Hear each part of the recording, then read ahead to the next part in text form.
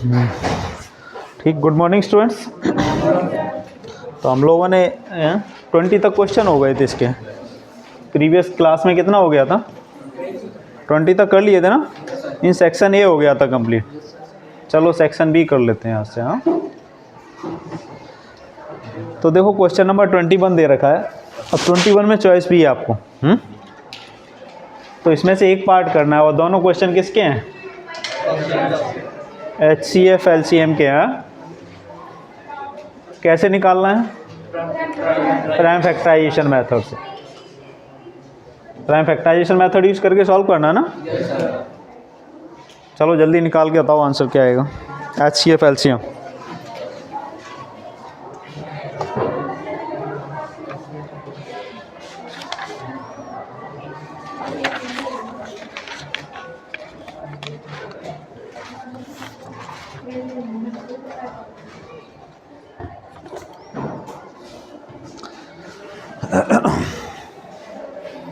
480 के फैक्टर करोगे क्या आएंगे? 2 इंटू 2 इंटू 2, फिर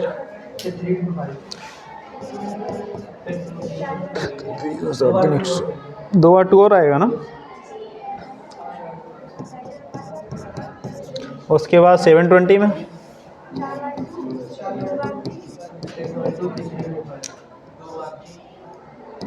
अच्छा 4/2 आएगा ना। फिर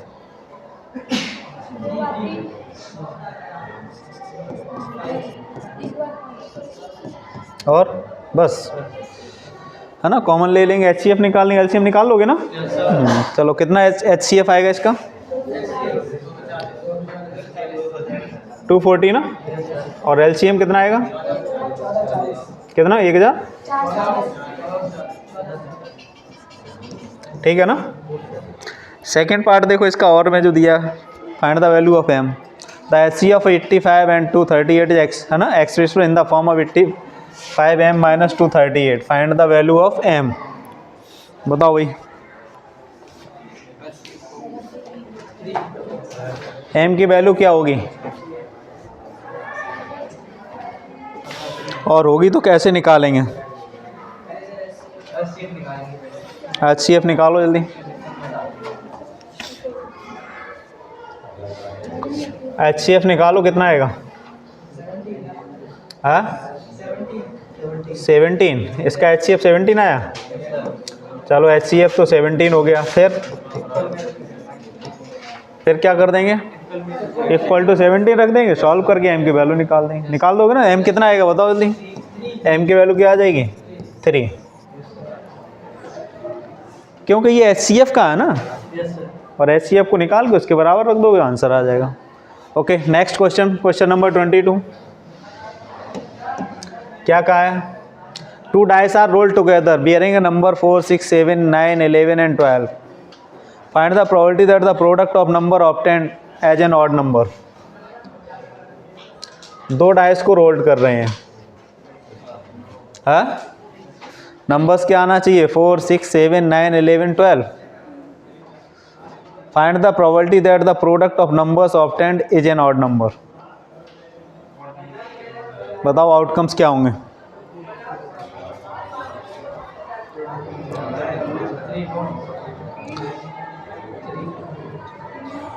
टोटल आउटकम तो 36 हो जाएंगे ना। और फेवरेबल आउटकम क्या होंगे? 9 कैसे हो जाएंगे भाई?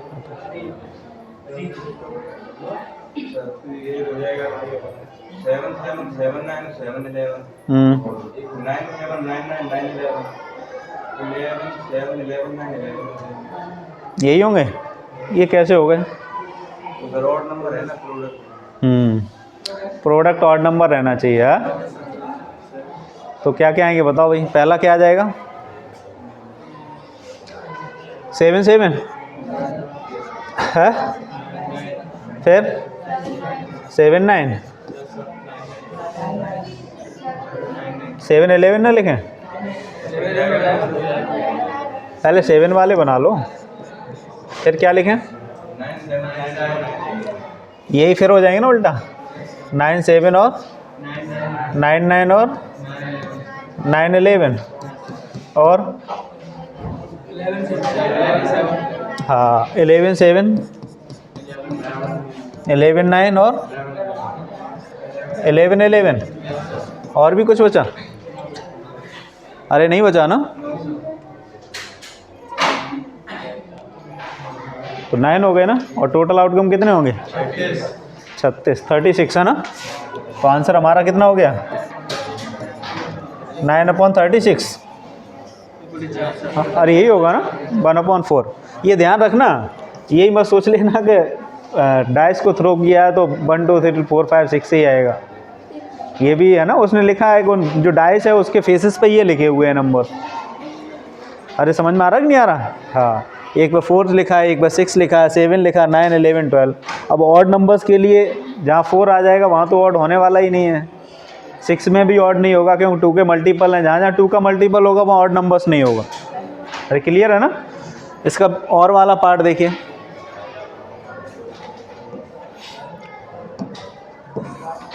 How many positive 3 digit integers है ना have the 100th digit 8 and unit digit 5?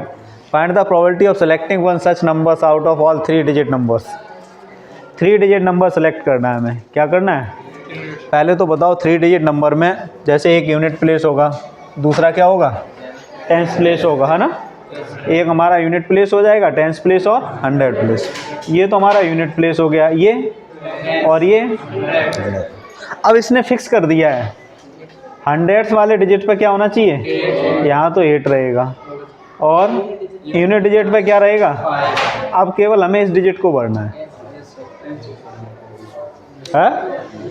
क्या करना है? टेंस डिजिट को भरना है। तो टेंस डिजिट को कितने तरीके से भर सकते हो?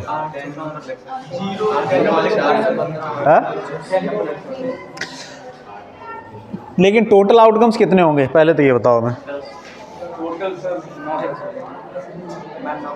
टोटल 3 डिजिट नंबर कितने होंगे?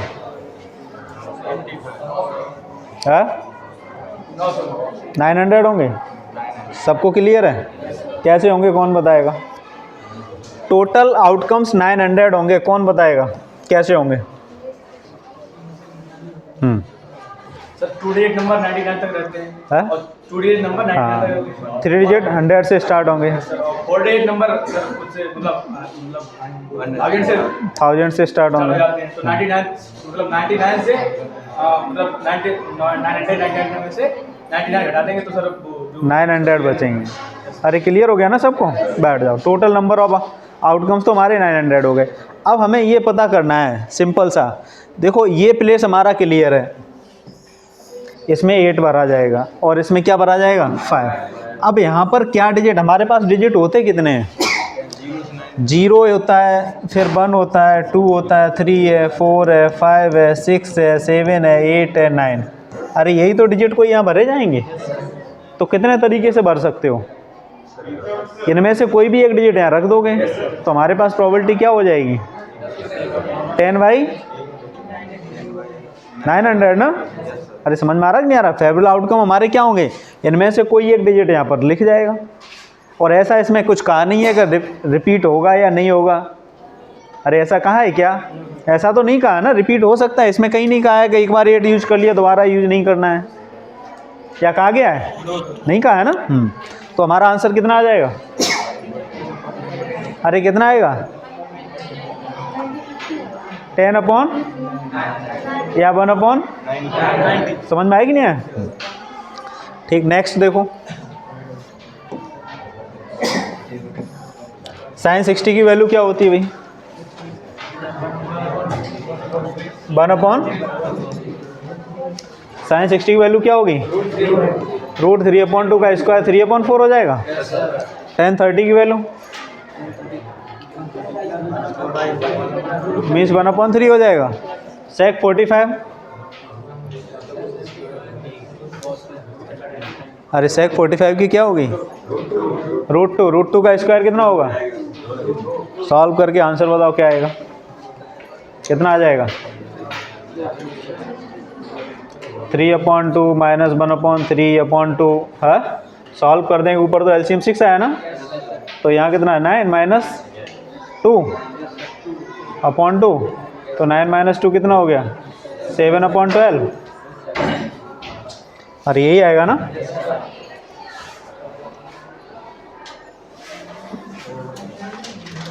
नोट करते जाओ सब जल्दी। हाँ, उसके बाद क्वेश्चन नंबर 24 देखो भाई।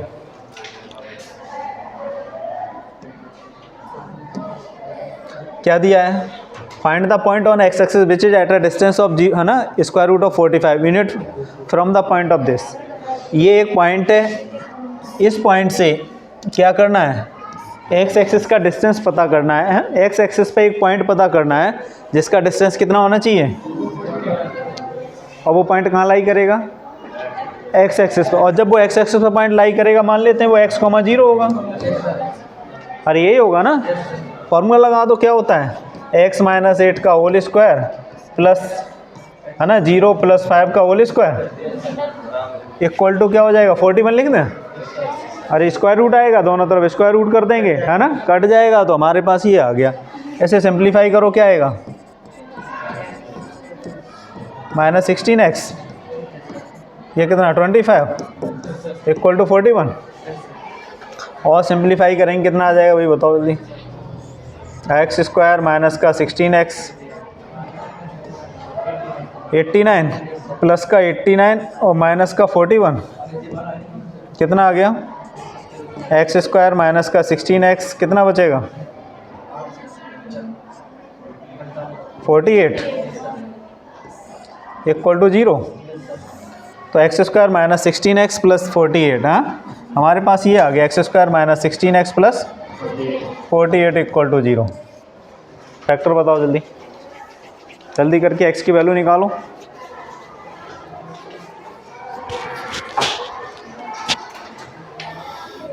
क्या होगा 12 × 4, अरे होगा कि नहीं होगा, means x square minus 12x minus 4x plus 48 equal to 0। क्या कॉमन आ रहा है, क्या बचा है x माइनस 12, यही बचेगा ना, और यहाँ से -4 कॉमन ले लेंगे तो x माइनस 12 इक्वल टू 0। तो x की वैल्यू क्या आ गई, 4 आ गई, दूसरी क्या आ गई, तो 4 और 12 दो आ गई, और दोनों पॉजिटिव आ रही हैं, दोनों आ गई ना।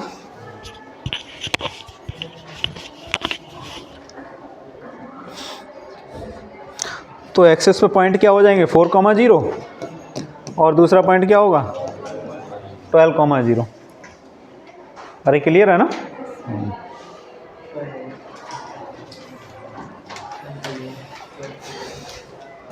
नोट कर लिया ना, अरे नोट कर लिया। 25 क्वेश्चन नंबर देखिए भाई।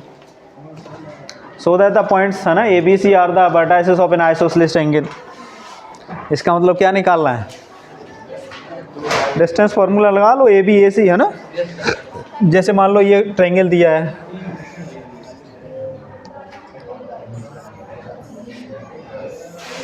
सभी के वर्टाइसेस के पॉइंट दिए हुए हैं, ये ए पॉइंट है, ये बी है और ये सी। ए के कोऑर्डिनेट क्या है -5, 6, बी के कोऑर्डिनेट 3, सी के कोऑर्डिनेट 9, 8।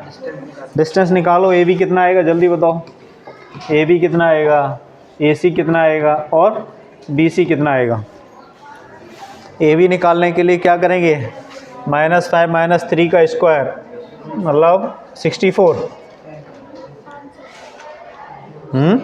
और प्लस 36 मीन्स 100। ये तो आ गया, ए बी आ गया 10 है। ए सी निकाल लो भाई, 9 + 5 14, 14 का स्क्वायर 196, 196 8 - 6 + 4, है ना, मीन्स 200, और 200 का मतलब 10√2। बी सी निकालो भाई, बी सी निकालने का मतलब 9 - 3 36, 36 + 64 100, और 100 का मतलब कितना आ गया, इसका मतलब क्या निकला, हमारे पास ए बी और बी सी इक्वल निकला ना। और जब ए बी और बी सी इक्वल है तो ये कैसा ट्रायंगल है, आइसोसेलेस ट्रायंगल है। क्या इक्वल निकला, A B equal to B C, और ए बी और जब बी सी बराबर है तो कैसा ट्रायंगल है। अरे क्लियर हो गया ना। उसके बाद नेक्स्ट क्वेश्चन देखिए।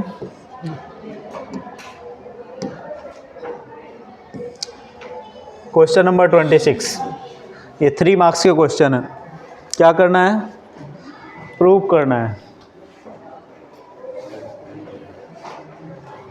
क्या दिया हुआ है? In triangle ABC D E and F are mid point of B C, ये सारे मिड पॉइंट हैं, B C C A and A B रेस। Prove that triangle F B D, triangle F B D similar to triangle D E F and triangle D E F similar to triangle A B C. हम तो कह रहे हैं सबको similar दिखाओ इसमें। ये कितने बन रहे हैं यहाँ पर?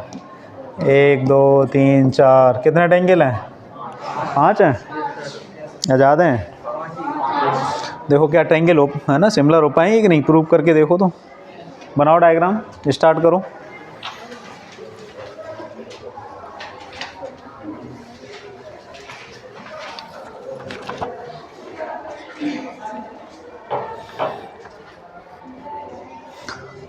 चलो पहले हम इतना तो बता ही दें जितना पेपर में दिया हुआ है तुम्हें। ये A B C D E F are mid point है ना, डी ई ऑफ क्या है? सभी मिड पॉइंट हैं। तो इसका मतलब ये हो गया कि ये साइड इसके बराबर हो गई, ये साइड इसके बराबर हो गई और ये साइड, क्लियर है ना। और जब मिड पॉइंट है तो ई एफ बी सी के पैरेलल होगा, नहीं होगा? अरे ई एफ बी सी के पैरेलल होगा कि नहीं होगा? Mid converse of mid point theorem यही कहती है ना। और जब मिड पैरेलल होगा तो इसका मतलब ये और ये एंगल इक्वल होगा, ये एंगल किसके बराबर होगा? इसके बराबर होगा, ठीक है ना। हमें ट्रायंगल कौन से देखने हैं? F B D. क्या देखना है? एफ बी डी और डी ई एफ, इनको सिमिलर दिखाना है, पहले इसको और इसको।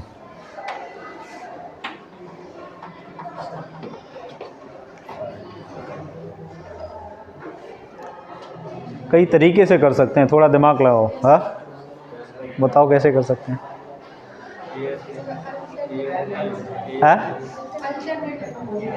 अल्टरनेट एंगल किसके अपोजिट एंगल?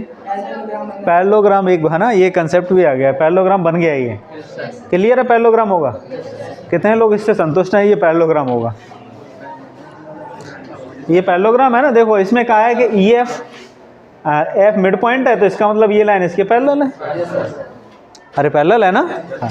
और जब ये लाइन इसके पैरेलल है और ये लाइन भी पैरेलल होगी इसके, अरे होगी कि नहीं होगी? और मुझे लगता है ये भी पैरेलल होगी इसके।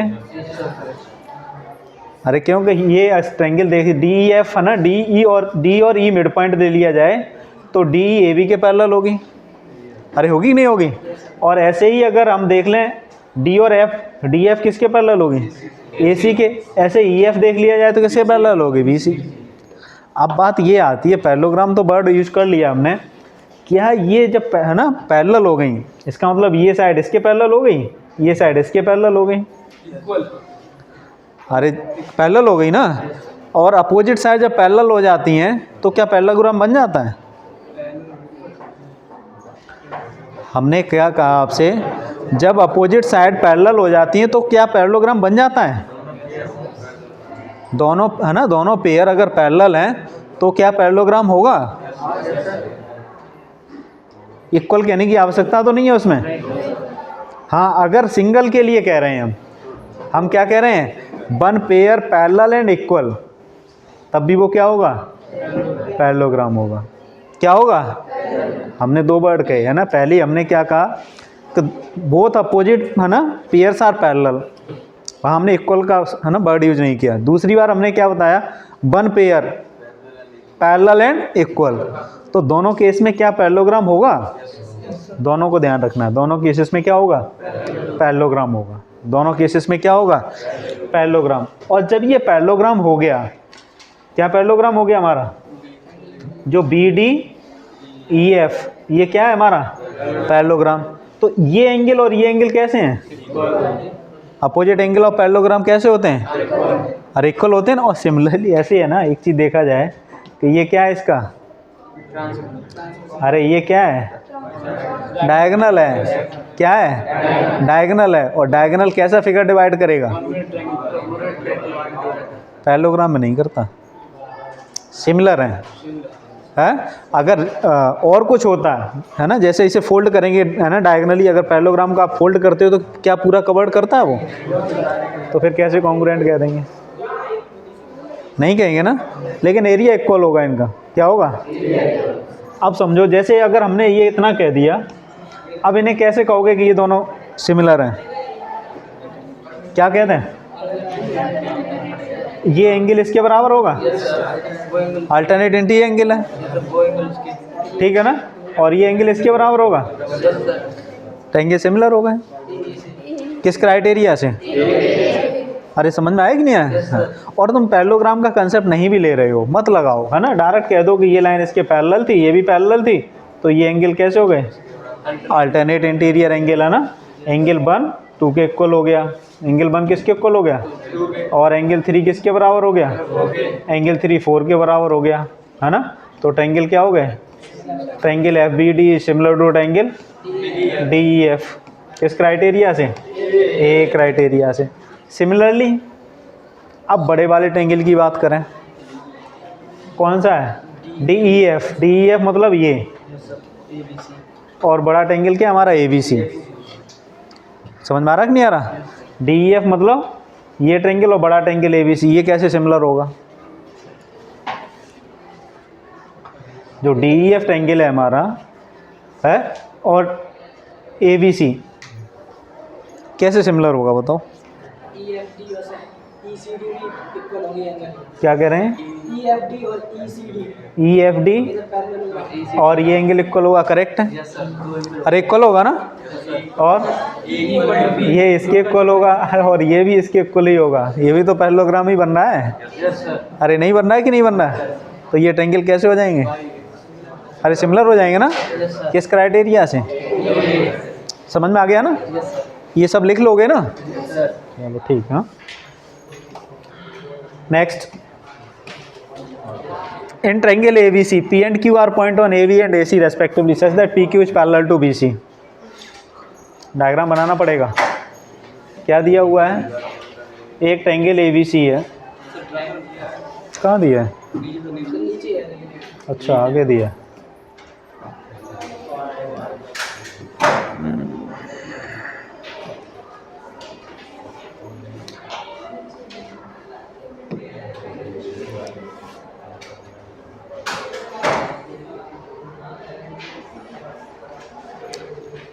चलो देखो, एक ABC ट्रायंगल है, क्या कहा है? AB and AC respectively such that PQ is parallel to BC। चलो भाई, ये PQ क्या है? BC के पैरेलल है। Prove that the median AD drawn from A on BC bisect PQ।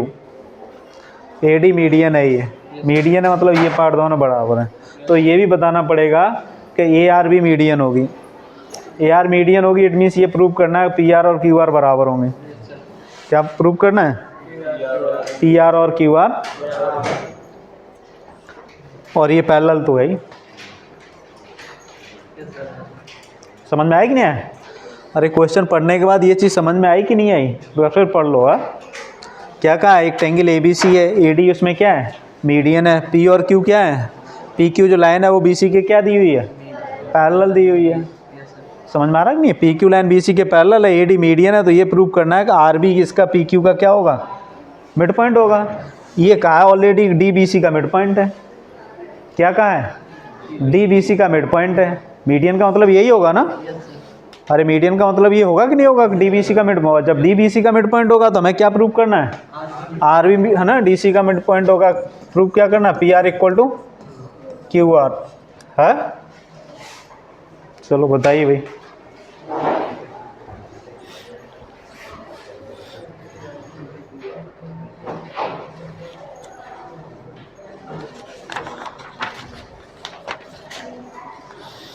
कैसे करेंगे जल्दी बताओ।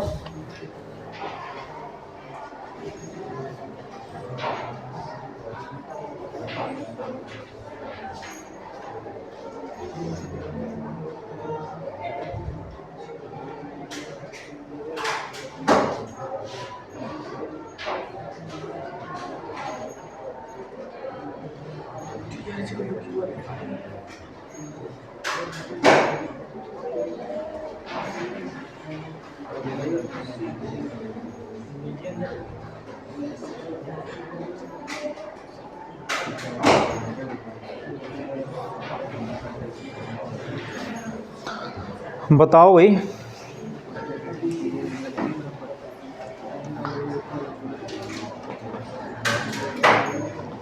कराएं क्या? चलो भाई देख लो तो फिर क्या कहा है, पी क्यू बी सी के पैरेलल है ना। और जब पी क्यू बी सी के पैरेलल है तो मिड पॉइंट थ्योरम से आप अच्छे से जानते हैं क्या हो जाएगा, A P upon A B. अरे लिख दें क्या, और ए क्यू अपॉन ए सी लिख लो। क्यू सी भी है ना बी पी टी थ्योरम से है, लेकिन हमें ज़रूरत क्या है कि ये छोटा ट्रायंगल और बड़ा ट्रायंगल, और ये छोटा ट्रायंगल और बड़ा ट्रायंगल, ठीक है ना। ये हमारा एक स्टेटमेंट हो गया। दूसरा स्टेटमेंट ये देखो, in triangle A Q R और triangle A C D, A Q R A C D similar होंगे। अरे होंगे कि नहीं, ये लाइन इसके पैरेलल है तो ये एंगल इसके बराबर हो गया, ये एंगल इसके बराबर हो, दोनों सिमिलर हो गए। अरे सिमिलर हो गए ना। और जब सिमिलर हो गए तो हम इसे लिख सकते हैं कि A Q upon A C equal to R Q upon D C. अरे लिख सकते हो कि नहीं लिख सकते? इसे सेकंड मान लो। अब इधर आ जाओ इस साइड, ये भी ट्रायंगल सिमिलर होंगे, ट्रायंगल ए पी आर और ट्रायंगल ए बी डी। अरे लिख दें डायरेक्ट, क्योंकि ये एंगल इसके बराबर हो जाएगा, ये एंगल इसके बराबर हो जाएगा, तो ट्रायंगल ए पी आर और ट्रायंगल ए बी डी कैसे होंगे, सिमिलर होंगे। अरे सिमिलर होंगे कि नहीं होंगे? और जब सिमिलर होंगे ये,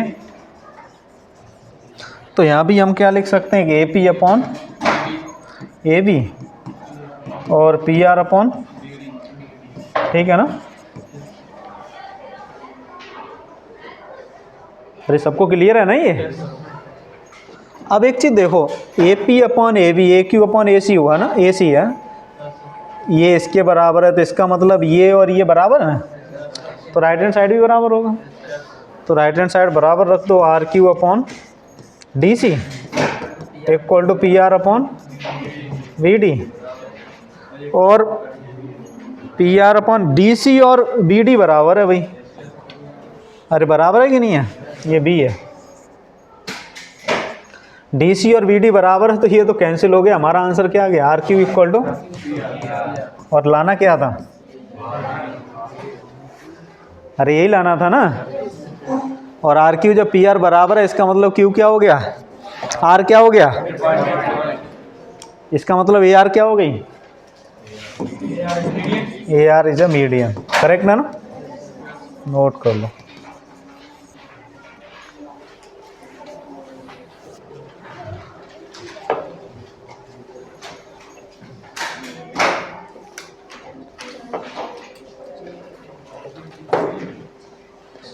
यहाँ 5 नहीं है यार, 5 लोग नहीं है। ये सर प्रबल लीव है सर। हाँ? प्रबल लीव है, हमको एनआर है और 2 से क्या है, खेल देगा। क्या बीमारी है यार इन्हें ऐसे? आप उठ बैठ नहीं सकते क्या? कौन कौन है ये?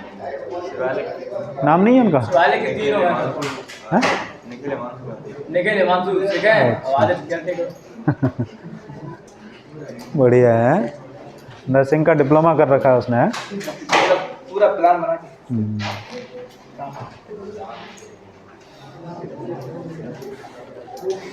नोट कर लिया ना? अरे नोट कर लिया, आगे बढ़े।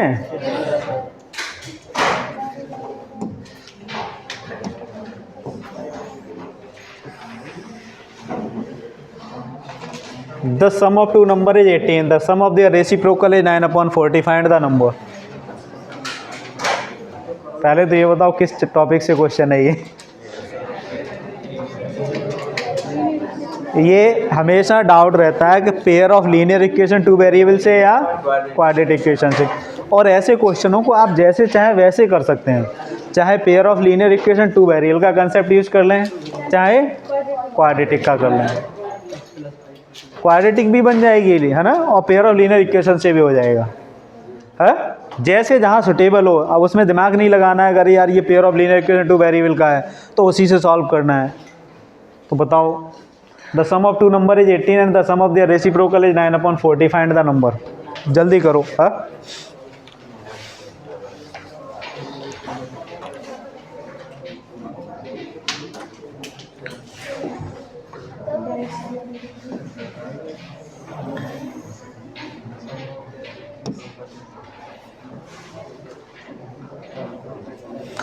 द सम ऑफ 2 नंबर्स दिया, means x plus y equal to 18 दिया है। और क्या कहा है, रेसिप्रोकल क्या करोगे, ऐसे लिखोगे ना, 1/x plus 1/y equal to 9/40, अरे ऐसे ही लिखेंगे ना। अब क्या करोगे, यहाँ से x की वैल्यू निकाल लो या y की वैल्यू निकाल के उसमें रख दो, या फिर और कुछ करना चाहोगे, है। यहाँ से निकाल लो, क्या निकलेगी x की वैल्यू 18 माइनस वाई, और यहाँ पर रख दो 1/18 minus y plus 1/y equal to 9/40। 9 solve करो, क्वाड्रेटिक बन जाएगी।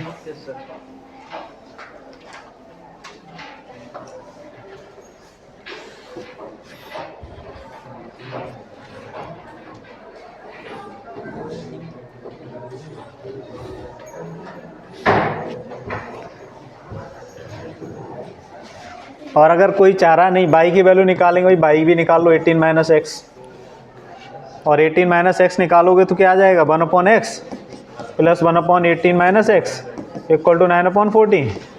एलसीएम लेके सॉल्व करोगे तो x इंटू 18 माइनस एक्स ऊपर 18 minus x plus x equal to 9/40, x से x कैंसिल, ठीक है ना। तो 18 इक्वल टू 9 नीचे ले आए और इसको ऊपर पहुंचा दे, 18x minus x square upon 40, और 9 2 जा कितना होता है 18, और ये कितना 42 जा 80 equal to 18x minus x square. It means क्या निकला, x square minus 18x plus 80 equal to 0। अरे ये बनेगी नहीं, अरे यही बनेगी ना क्वाड्रेटिक, अरे सिंप्लीफाई करके ये बनेगी और सब बन जाएगी। तो फिर लिख दो एक्स स्क्वायर माइनस का 10x माइनस का 8x प्लस 80 इक्वल टू 0, हाँ। तो x कॉमन ले लेंगे, x माइनस 10 माइनस 8 है ना, x माइनस 10 इक्वल टू 0। तो x की वैल्यू क्या आ गई, एक 8 आ गई, दूसरी क्या आ गई 10 आ गई, हाँ। एक 8 आ गई, दूसरी क्या आ गई 10 आ गई, ठीक है ना। अब तुम्हें एक नंबर अगर 8 ले लोगे तो दूसरा क्या हो जाएगा 10, और एक अगर 10 लोगे तो दूसरा क्या हो जाएगा 8 हो जाएगा।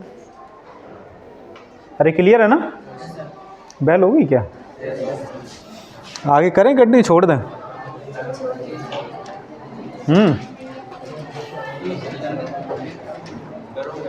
कंटिन्यू रखें, 30 तक कर दें, चलो 30 कर देते हैं बस। उसके बाद 28, alpha and beta are the zeros of this polynomial, then the quadratic polynomial वो zeros are alpha square and beta square. ये तो क्वेश्चन में एक कराऊंगा, उसके बाद और भी कई कराऊंगा इसके, क्या अल्फा बीटा जीरोज दिए हुए हैं, तो आप इससे क्या जानते हैं, alpha plus beta equal to minus b upon 8 means 5/6 and alpha into beta equal to 1/6। अब आपसे ये कहा है कि ऐसा पॉलीनोमियल बनाओ जिसके जीरोज क्या होने चाहिए, alpha square plus beta square. इसका मतलब आपको क्या बनाना है, x square minus alpha square plus beta square x plus alpha beta का स्क्वायर, यही तो बनाना ना। तो इसकी वैल्यू तो तुम्हें यहाँ से डायरेक्ट दिख रही है, इसे स्क्वायरिंग कर दोगे आ जाएगी। लेकिन प्रॉब्लम हमें ये आ रही है कि alpha square plus beta square की वैल्यू कैसे निकालें। मेरी बात समझ में आ रही है ना। तो क्या निकालोगे, देखो alpha square plus beta square equal to हम क्या लिख सकते हैं, अल्फा प्लस बीटा का whole square minus 2 alpha beta. ये कितने लोगों को क्लियर है, नहीं तो याद कर लो इसको, कहीं से नहीं निकला है, किससे निकला है, अल्फा प्लस बीटा का होल स्क्वायर इक्वल टू क्या होता है, alpha square plus beta square plus 2 alpha beta. इसको इधर ले आए और इसे छोड़ दिया इधर। समझ में आ रहा है कि नहीं आ रहा। यहाँ से हमें किसकी वैल्यू मिल जाएगी, अल्फा स्क्वायर बीटा स्क्वायर की क्या वैल्यू मिलेगी, जल्दी बताओ। और आंसर बताओ। रख दो वैल्यू, अल्फ़ा प्लस बीटा का होल स्क्वायर कितना है हमारा 5/6 का होल स्क्वायर, तो क्या आ जाएगा 5/6 का होल स्क्वायर माइनस 2 इंटू 1/6।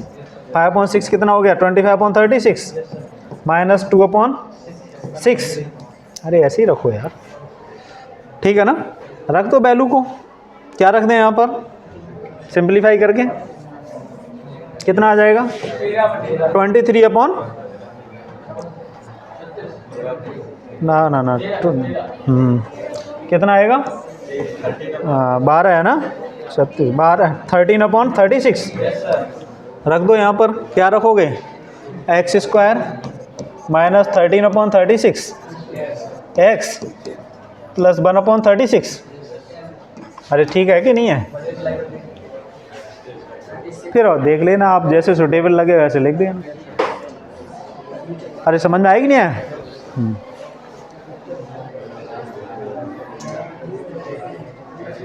अगर थोड़ा सिंप्लीफाई कर दोगे तो क्या आ जाएगा 36x स्क्वायर माइनस 13x, ठीक है ना। ये आपका पॉलिनोमियल बन जाएगा। उसके बाद वही क्वेश्चन नंबर 29 देखो।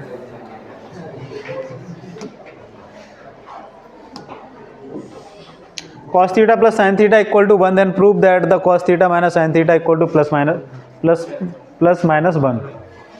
ये प्रूव करना है, ठीक है भाई। cos theta plus sine theta दिया हुआ है, cos theta minus sine theta की वैल्यू निकालनी है। कैसे निकालोगे बताओ।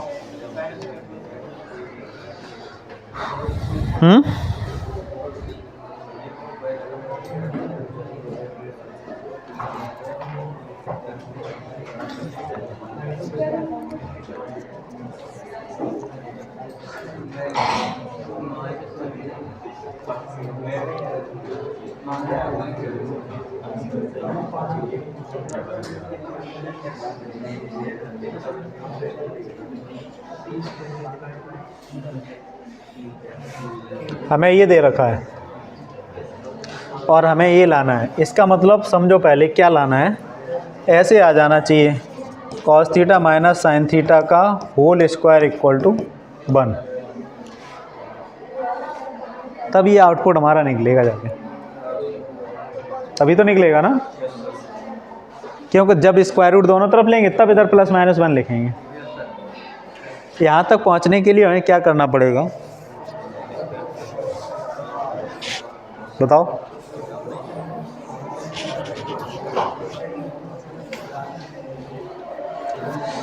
अच्छा हम ये लिख लें, बताओ cos theta plus sine theta का होल स्क्वायर, और अगर हमें ये लिख लें cos theta minus sine theta का होल स्क्वायर,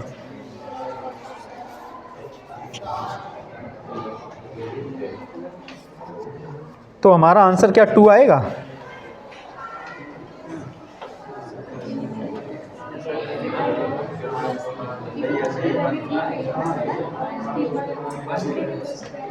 है ये मैंने सही लिखा है। कितने लोगों को ये क्लियर है कि इसको सिंप्लीफाई करेंगे तो 2 आता है।